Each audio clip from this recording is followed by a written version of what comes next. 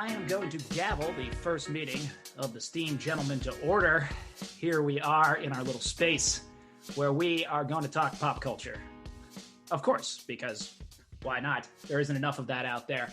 Moving it into our current zeitgeist. My name is Josh, pop culture aficionado, fitness expert, dad, amongst my other talents and superpowers. I'd like to take this opportunity to introduce my co-hosts and my fellow esteemed Steam gentlemen. Can you introduce yourselves? Oh, I'm Greg. I pass for an artist, and I am never a kink shamer. Always a good trait. We don't accept that in this particular group. It's against our bylaws. Fuck those people. Depending literally, as long as it's with consent. I just want to put that out since this is on record. This is going to be on the public record. We're either on the same page or we're not. All right. That's okay. Yeah. Right. As a matter of fact, putting out an actual waiver is not a bad plan here. It being modern times here. I'd like to introduce one more member of the committee here. Hey, I'm Rashawn, and I am still trying to figure out how to be an adult human. Ah, fantastic. Any hobbies, anything else you like to indulge in? Sadly, no. Okay, all right. That's all right. You're welcome. You're more than welcome here. We're not kink. I am jack of many, ace of none, and actually, I'm not even sure I'm a jack. I'm more like a three of clubs, a many. Showing up randomly, and it's like, oh, all right. Well, I guess so 90s. Pick a card, any card. Right. Just get that chance to get to know us all as we want to guide you through.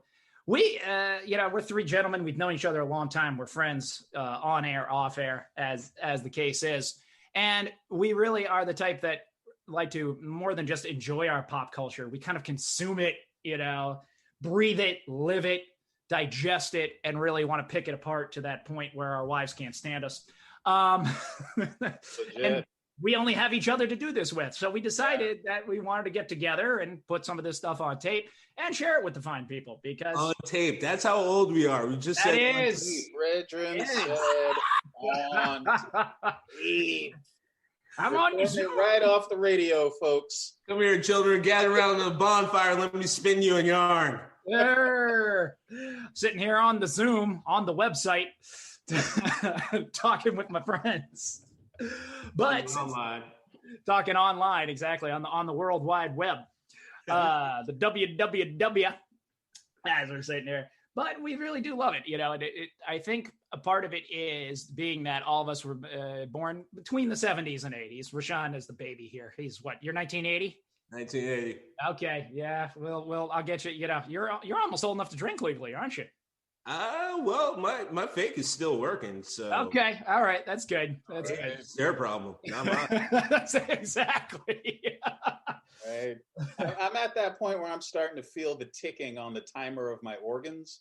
So yeah, I mean, I'm still drinking, but yeah, you feel it. All right, fair enough. You can't see me because this is an audio medium for the most part. You gentlemen can see me, but I got enough of the grays in the beard there that that my father left to me. Yeah, at least you have hair. And the funny part is, imagine if there was like a doomsday clock on all our organs. Oh yeah, there is. You could see it. Like imagine if your is at like 10 o'clock p.m., but like everything else is at like 11:30. And like you have like one random organ at like 11:45. It's like, what the hell is that? No, there is. And you know what? One of them is a hand grenade. Well, you don't know which. That's true. That's true. You got, of course, potatoes, and one of them's a hand grenade. Listen, Kidney, I need you to jump on this hand grenade, all right? Get on this one, sacrifice for the rest of the organs, all right? One for the team. You got two. Yeah, I know we got 2 lungs, but don't worry about that. Like, focus on you. You got help. You got to do this. Hand grenade. Exactly. That the amusing part for us all, I think, being children of that age, is certainly our brains and our mentality, are probably stuck somewhere, 8:30 in the morning. Let's say we did not go much past the action fed genres of our youth, and the lessons that the greats like Arnold Schwarzenegger and Sylvester Stallone taught us, which was, of course, you gotta say their names like this. But, yeah.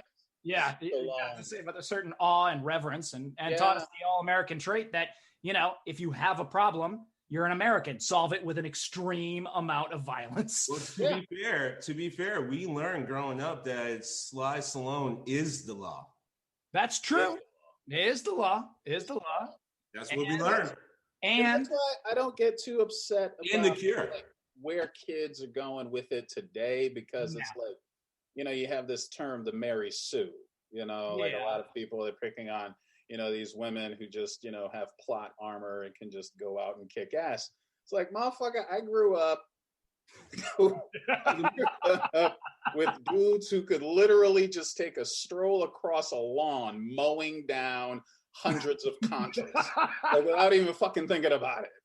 All right. So I feel like this generation, and I know I'm in the minority in more ways than one, but I just don't think that you could really pick on the Mary Sues of today when we totally grew up with fucking Mary Sues. Well, I mean, Mary Sues is a literal term it's basically your deus ex machina. It's something that just shows up and kills your plot because it gets you out of a situation that you wrote yourself in and you don't necessarily have a good solution.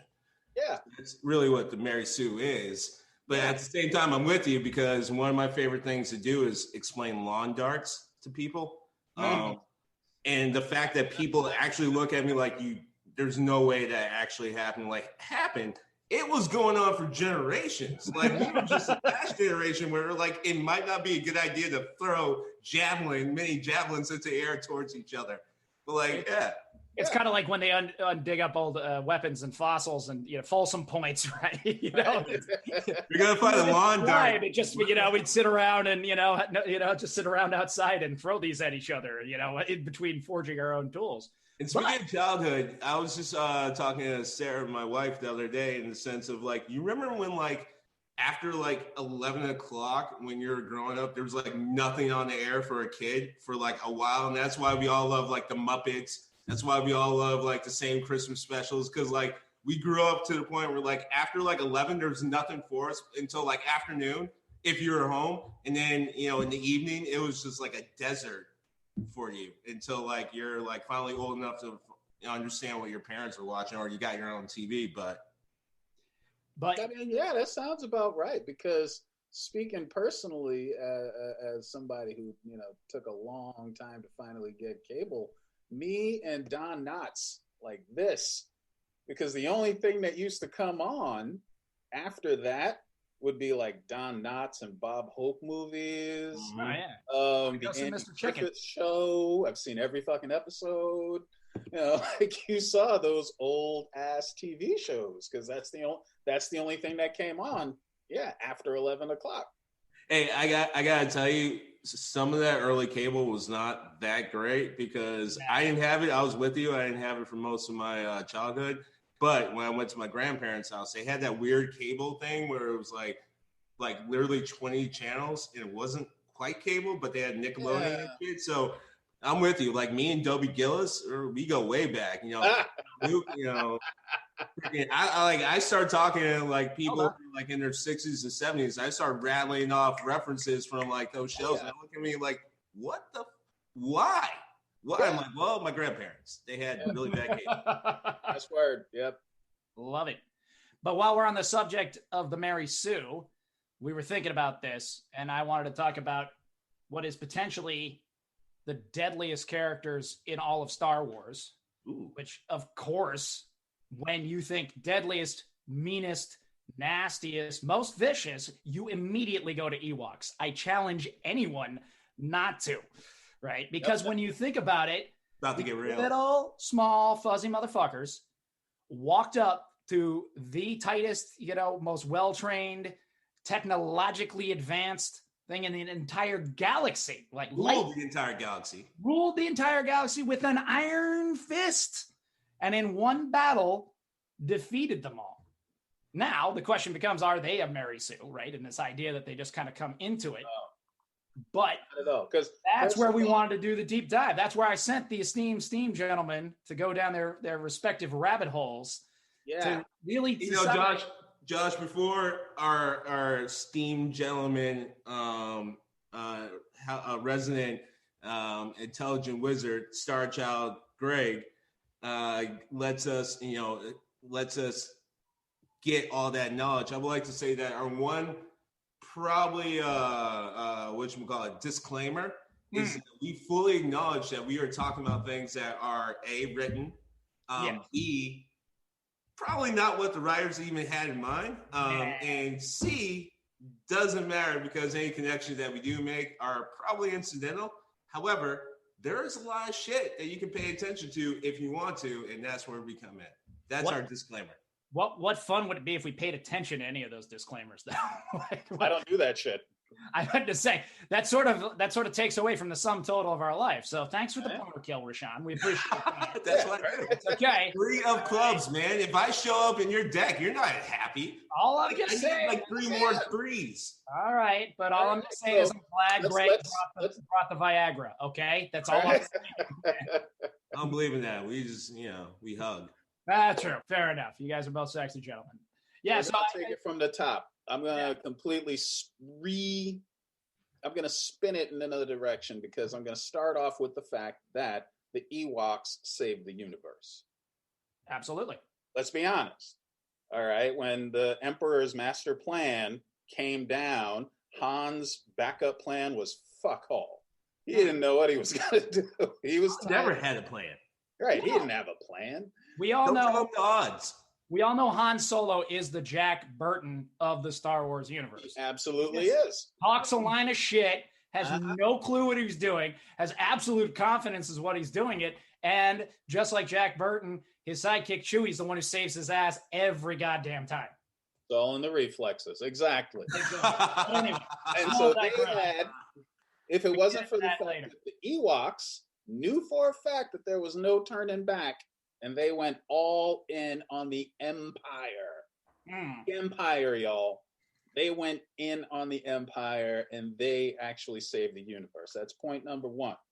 Okay. Point number 2, I had to go way back into the history to find more comparisons between them and the Taliban.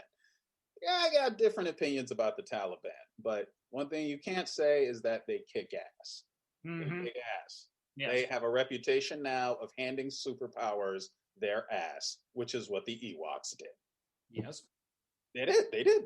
Yeah. And then 2, I had to go into the history because we were talking about exactly why they seem to lay everything down for C-3PO. It turns out there is a prophecy of a golden god returning to Endor. No, sir. So they wouldn't have given a damn about the other droids because specifically C-3PO was gold and shiny. So that's So that's why they ignore R2, right? That's why they completely ignore R2, and that's why they, were so, basically happy to see him, but they were so reverent towards him. They didn't understand his power, and he didn't actually have that power, but then he started flying. Big things happen. And then it turns out they've been visited, third point, it turns out they've been visited by other people before the Empire all through their history. Different people have crash landed. Some of them have made friends. Some of them were hostile, but it's a huge back and forth in their history. That's another reason why they have certain traps already set, because they know that beings come from other planets. They already understand that, the Ewoks. They have perfect knowledge of that. To tie it back to your Mary Sue point, that was always one of my sticking points, even as exactly. Like, why did they have a trap for the ATSTs, the chicken walkers? Like that's a pretty specific kind of thing, and that they just seem to build, in an hour or so before their big attack. But you're saying that was already there. They already had that technology. They already knew how to build it. It was probably already there because they've had to deal with not only the animals they hunt to eat and to work, but they've had to deal with other beings from other planets. So they were already aware of that long before they had come in. So far after contact. So they are definitely not Mary Sue's at all.